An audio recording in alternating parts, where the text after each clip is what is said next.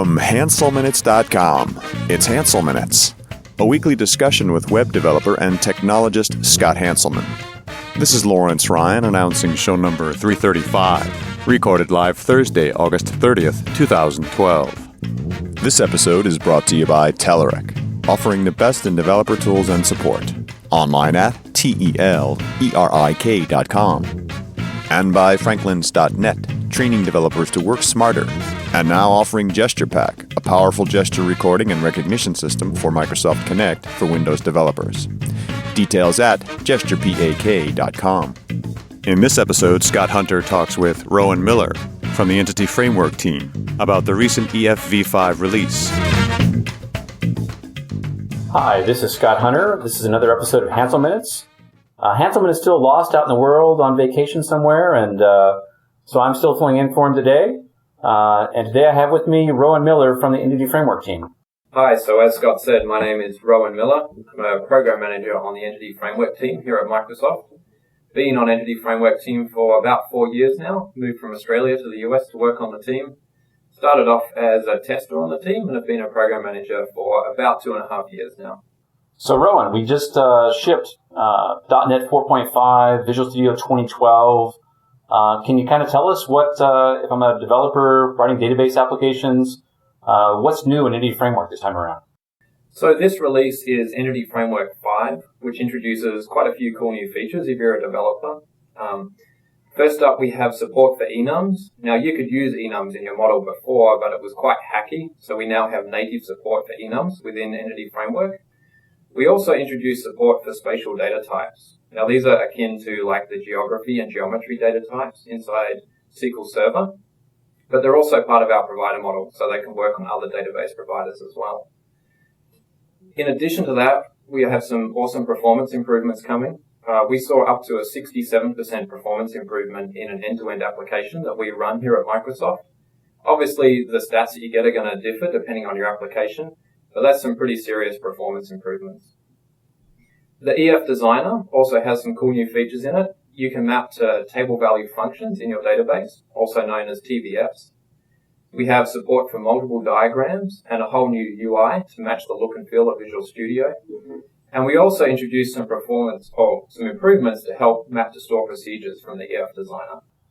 So I've been using EF for a couple of years now, and I used it all the way back in .NET 3.5 when it was actually pretty hard to use. Has EF gotten easier to use over the last couple of years? I mean, I remember back when I first started playing with the framework, trying to get access to things like foreign keys and stuff was pretty complicated. So for people out there that have not tried EF before, or tried it at one point and it was a little too complicated, can you tell us about, is it easier to use now? Yeah, absolutely. So it's quite interesting seeing what's happened with the EF team over the years. At the moment, we actually have a lot of people who were developers outside of Microsoft and then joined Microsoft from backgrounds where they were using ORMs to access data in real-world applications. And that's seen quite a significant change in Entity Framework. We've focused very much on providing APIs that are simple and intuitive to use. We're focused on real-world scenarios, looking at what our customers are doing. So you'll see quite a remarked difference, particularly in the last few releases of EF. A lot of improvements in usability of the framework. In addition to that, I guess some of the pain points we've seen, you mentioned foreign keys. So we now, of course, expose foreign keys in the model, which allows you to manipulate them. We saw a lot of folks like the designer. They like working over an XML file using boxes and lines. But a lot of folks want to just write code. We're developers. We know how to write code. We know how to review code in our code reviews. We know how to resolve merge conflicts with code in our source control systems. And so we introduced the alternative of code first, where the model isn't stored in XML, but is calculated at runtime based on the code that you write. So you're saying that when I write an application with EF now, I don't have to drag a database into like a visual designer or draw a bunch of boxes and stuff into the designer. I can actually just write my own classes and start using my classes. My classes somehow become my database? Yeah, so with Code First, you basically have two options. If you're someone who has an existing database or you're a developer who wants to start by hand coding the database, that's fine, and you can write code to map to it. This is kind of akin to the database first workflow that we had in the designer, where you have your database and then you reverse engineer a model off it. And we have some tools to help you reverse engineer some code that will map to that database, or you can handwrite it. Alternatively, if you just want to write your model, then we can actually generate the database for you. And this is where Code First really comes powerful. Now, that scares a lot of folks. They're like, I'm just going to write some classes and it's going to magically calculate my database. Is that something my DBA is going to like? Am I going to have the control I need? Can I get the performance that I need? And the answer is actually yes. With Code First, you have a lot of control over the shape of the database. And especially with Code First migrations, we give you even more control and the ability even to drop down to raw SQL to define the shape of the database when needed. So if I'm in this Code First model and I'm writing my own classes, how does, let's say I've got a product table and I want to have categories and suppliers, which are foreign tables that actually relate to my product class. How do I model that? How does Code First know relationships like that? How does it know how to generate my primary key? How do you do those kinds of things? So Code First, we're trying to follow this pattern called convention over configuration. So we have a whole bunch of conventions that will try and interpret the shape of your model based on the classes. So one example is you mentioned primary keys. So if I have a product class, if I have a property in there called product ID, then we'll automatically detect that that's the primary key. If it's of type integer, then we'll automatically configure it to be an identity column in the database too, meaning the database values will be generated on insert. When we get to relationships, say a product belongs to a category, well, you simply define your category class and then add a property to your product that points to that category class. Then we'll calculate that there must be a relationship and we'll create the foreign key constraint in the database for you. Now, like I said, it's convention over configuration. So, of course, if the conventions don't work for you, say you might have a person class and it has a primary key called social security number, we're not going to pick that up by convention, but you have some options for configuring that. The easiest one just being to put a data annotation on there. That's the key data annotation. Interesting. So, another question, I know that when I write programs and stuff, I start off with some classes and mock my application out a little bit, but I always don't know what all the fields are going to be in my class until my application, kind of starts coming into shape. So, for example, I might start with some object that has 4 or 5 fields in it, and then I decide to add 2 more fields with it. This sounds kind of scary to me because how are you going to keep the database and my class in sync? My fear would be if I went down this model, I'm going to add a couple fields to my database. Do I have to delete my database every single time I run my application? How do I solve those problems? It's a great question, and one to start with Code First, we didn't have a great answer to. In EF 4.1, the answer was you either had to manually update the database, at which point you lose a lot of the benefits of Code First, or you had to use this thing called a database initializer, which would drop and recreate the database every time you change the model. Now, obviously, that's not ideal, but feasible in your development environment, but when it comes time to deploy your application, that's a horrible option. So in EF 4.3, we introduced this thing called Code First Migrations. Now, migrations isn't anything new. It's not earth-shattering. It's something our team came up with.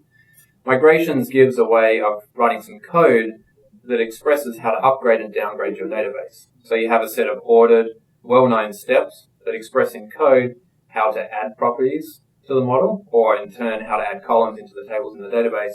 And then to downgrade as well, it knows how to drop those on the way back down. One thing that's a bit different with migrations for Code First, we can actually scaffold out the contents of the migration.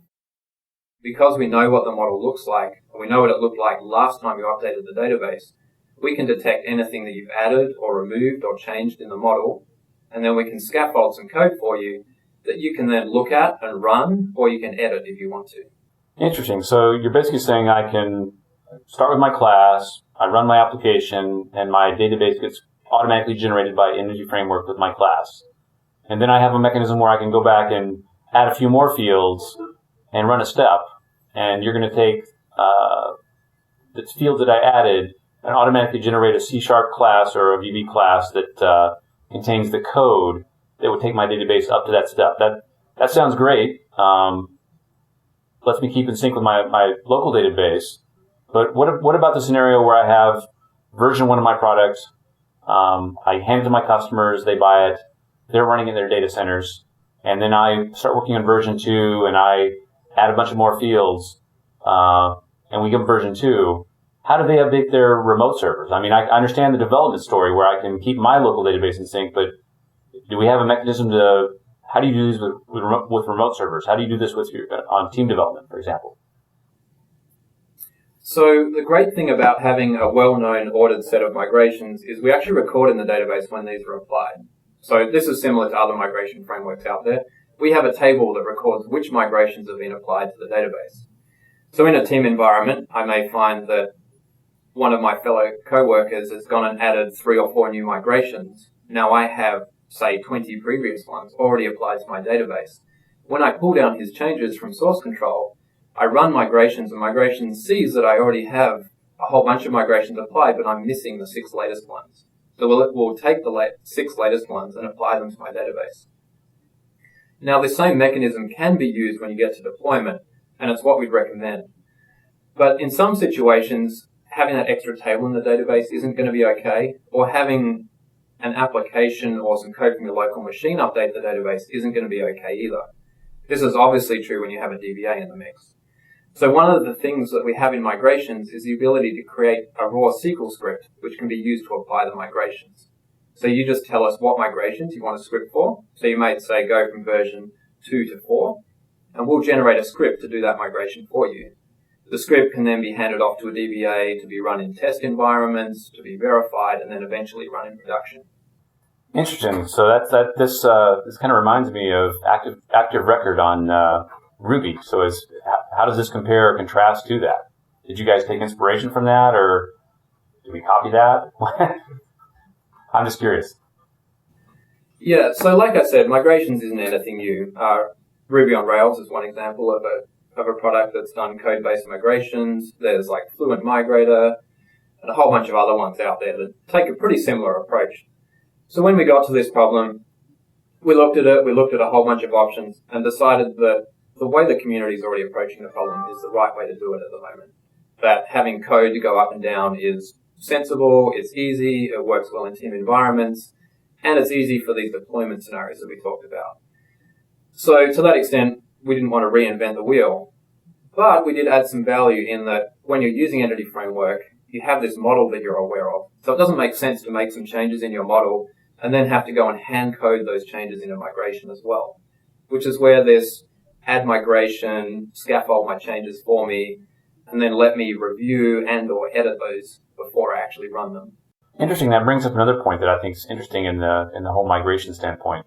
I remember you guys released a preview almost like a year ago of migrations that was very different than the migrations today. I think my reaction to it was like automatic. It was too automatic. It was like every time I ran my application, the database just automatically synchronized with my database. And can you tell us how you started down that path and how you ended up with the more code-based model? What drove that? Was it customers? What feedback?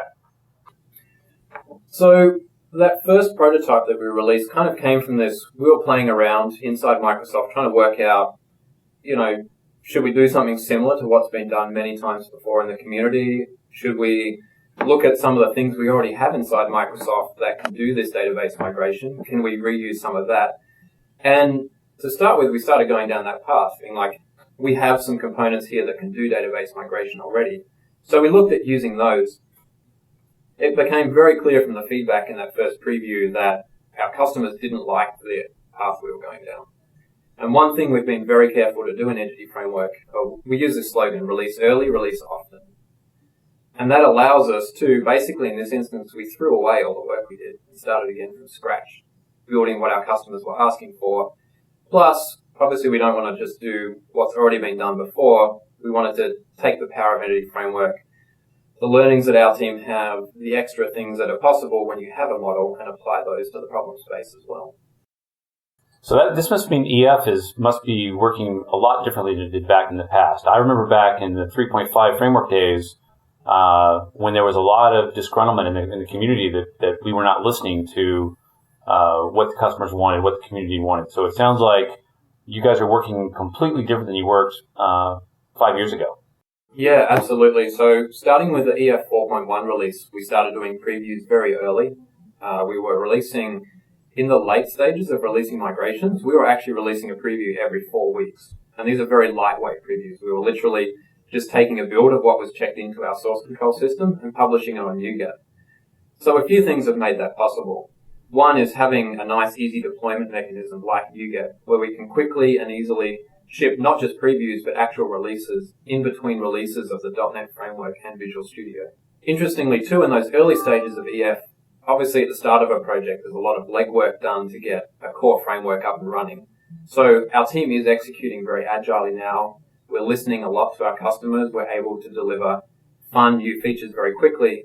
But that all builds on the foundation that was laid at the start. So while we definitely could have done a much better job of listening to customers at the start, that time spent building a solid framework that can handle a whole bunch of queries and some really complex mapping is paying off today because it allows us to deliver features quickly and easily. I think it's great to hear that more and more teams at Microsoft are being more transparent and more open and moving to that model. I know the ASP.NET team, which I work on, spends a lot of time doing the same thing. Now, when I think of EF, I think of something else too, which is interesting. If I'm a new customer, this is kind of a common Microsoft problem, and I'm probably guilty of creating some of this myself. But I'm really curious what your guys' thoughts are on this. I'm a brand new customer. I installed Visual Studio 2012, and I build a new project. There's a lot of ways to create a database. One of the ways is I can right-click in my project and I can add an entity framework model. And it lets me design from a designer, or I can drag an existing database in, or I've got this code first model. Is there any guidance from Microsoft on what should I be doing? If I'm a new customer, which of these models should I be using to develop, and what choices should I make? Why would I choose one over the other? What's the pros and cons? Is the designer going to go away, for example? I mean, it sounds like all I'm hearing is, we're doing all this great code first work. We've got this great migration work. And I'll ask the even harder question. If I'm in the designer and I add something, is there a way to have it do a migration? So just curious to hear what your thoughts are around these areas. Yeah, absolutely. So in the past, we haven't done a very good job of communicating this, and it's something we've tried to really, be very clear about in the EF5 release. And to start with, no, the design is not going anywhere. So fundamentally... Not going anywhere as in we're not working on it anymore, or not going anywhere and then we're not going to remove it? Not going anywhere as in we're not going to remove it. It's here to stay. It's a very valid workflow. So... Are we going to add new features to it? Yeah. So I was just going to say, EF5, we actually added a bunch of new features to it. In fact, if you look at the feature list for EF5, we added enums and spatial. Now, they work in both the designer and code first. Apart from that, most of the new features were actually for the designer. So multiple diagrams, table value functions are only available through the designer. They haven't been added to code first yet. Okay, so I'm still confused on when I should use the designer, when I should use code first. Is there any guidance from Microsoft on what choices should I make and when should I make those choices? Because that's the hardest part about Microsoft products is we release new stuff every couple of years and all the old stuff is still there and there's always 5 ways to do something. And I think I know I always hear from our community that, God, there's 5 ways to do this and nobody wants to tell me which one is the right way to do it. So I've got you, the subject matter expert. What should I do? All right. So 2 questions are going to help you work out the right one.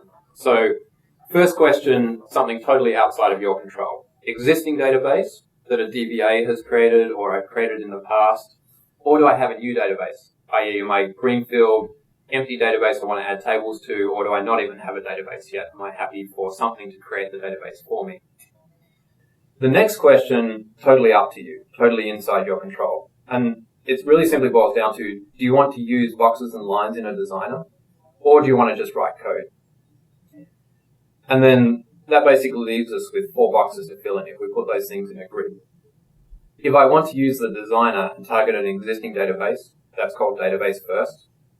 If I want to use the designer and target a new database, that's called model first. The second column's a bit confusing, and this is code first. Code first, although it sounds like it's all about new databases, it can actually either target an existing database or create a new database for you. So we kind of talked about new database already, and that's I define some classes, I possibly add some configuration, and then it generates a database for me. The other option is to map to an existing database, either by handwriting the code or by downloading the Entity Framework power tools and using those to reverse engineer a code-first model for me.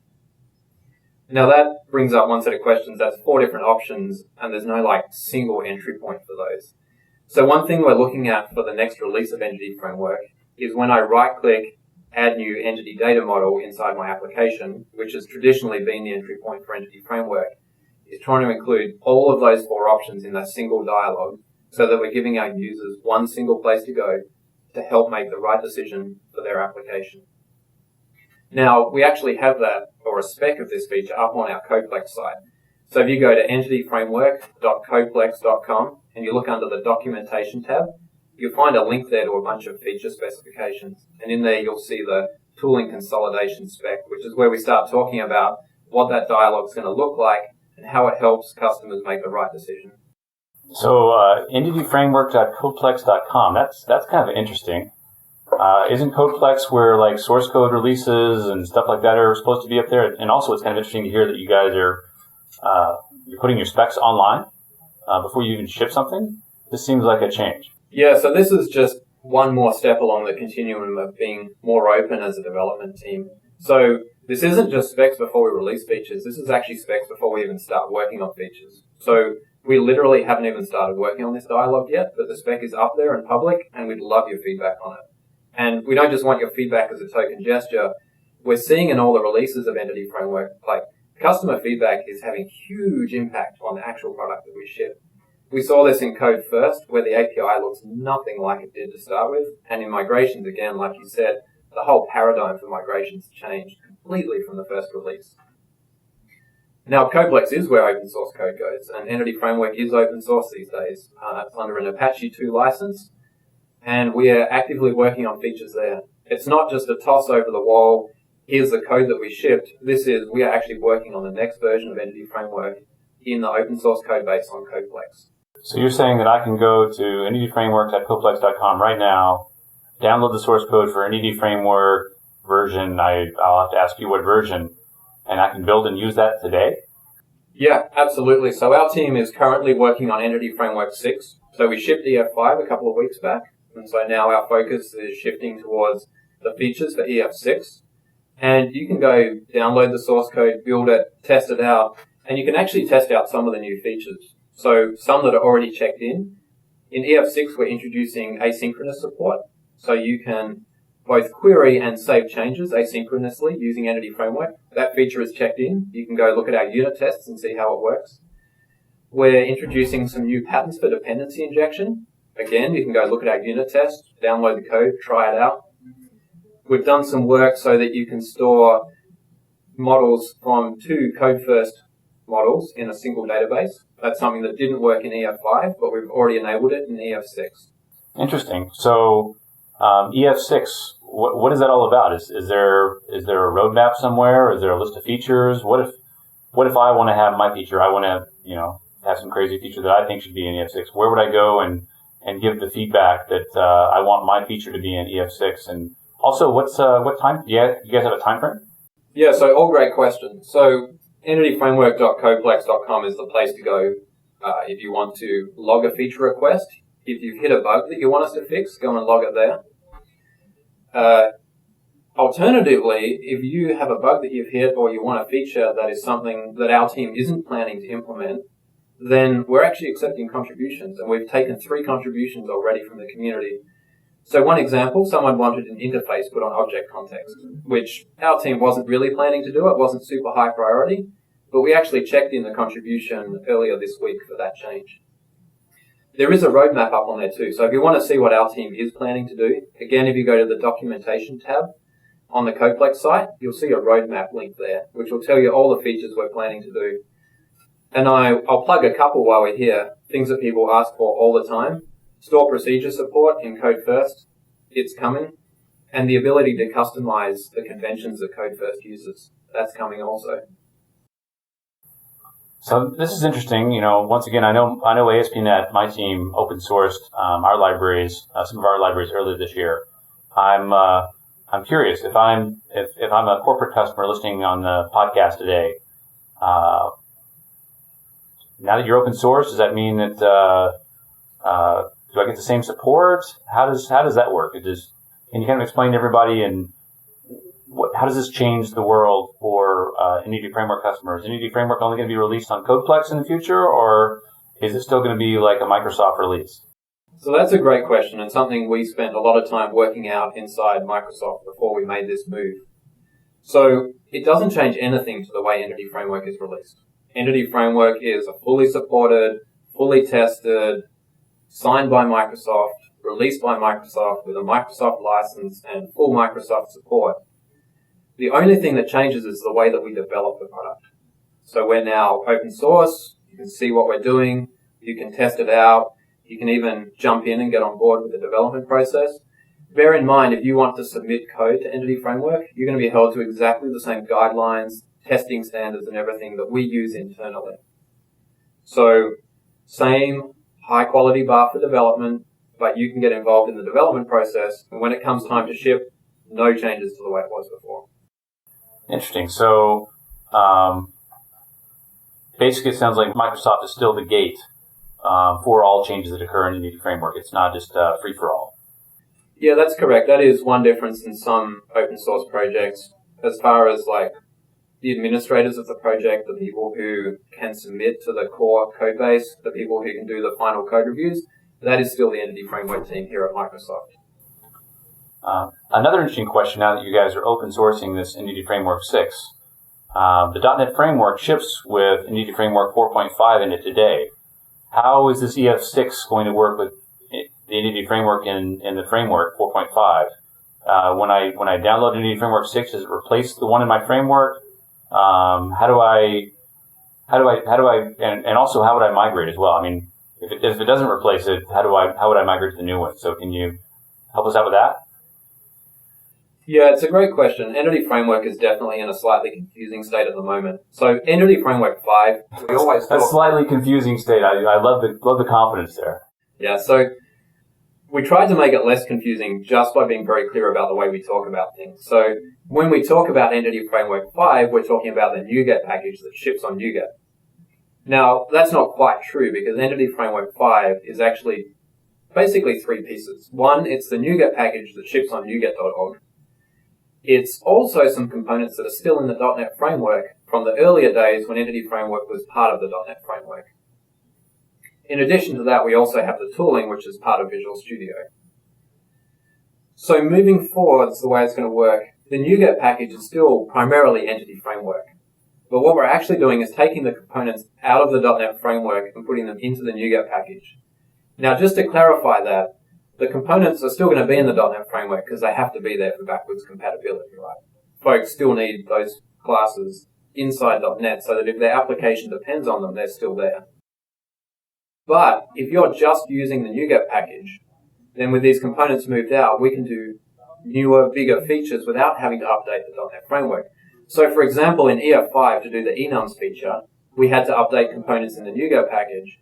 But our query pipeline, our mapping and metadata sections, they're all inside .NET, so we had to release .NET 4.5 to be able to support enums. Which also means if you download EF5 and you're targeting .NET 4, you can still use EF5, but you don't get the enum feature. In EF6, that restriction goes away. We can do all these features without revving the .NET Framework. And in fact, things like enums and the spatial data will actually start working on .NET 4.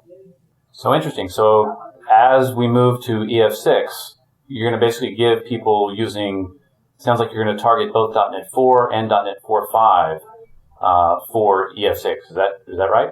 Yeah, that's correct. And our aim is to make every possible feature work on both .NET 4.5 and .NET 4. Now, we're still looking into things like async, which is largely a .NET 4.5 feature, whether we can actually enable that on .NET 4 or not, but where possible, everything will work back to .NET 4. Okay, so I've got EF6 on my machine, and I've already got my application written using EF 4.5 in the box, or EF5. How do I make the switch? How do I convert over? So, back in the EF 4.1 release, we introduced a simplified API surface, that is the DB Context API. Now, this was like a stripped-down, more efficient version of Object Context, which has been around since the start of Entity Framework. DB Context and the code first components as well. Now, I want to be clear, DB context isn't just for code first. And in fact, in Visual Studio 2012, if you create a new model with a designer, you'll get the DB context API surface by default. But DB context and code first have always been in the NuGet package and have never been included in the .NET framework. So if you are only using the DB context API, then you can seamlessly upgrade to EF6 just by installing the EF6 NuGet package, and everything will just work. Now, if you happen to be using object context, or if you're using the DB context API but dropping down to the object context API at times, then you'll need to change some namespaces.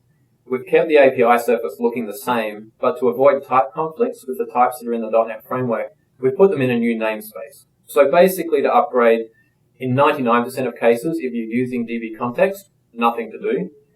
If you are using object context, you'll probably have to go and change some using statements. Awesome. So it sounds like it's the upgraded model's not too bad, and I can run both side by side in some cases, I guess?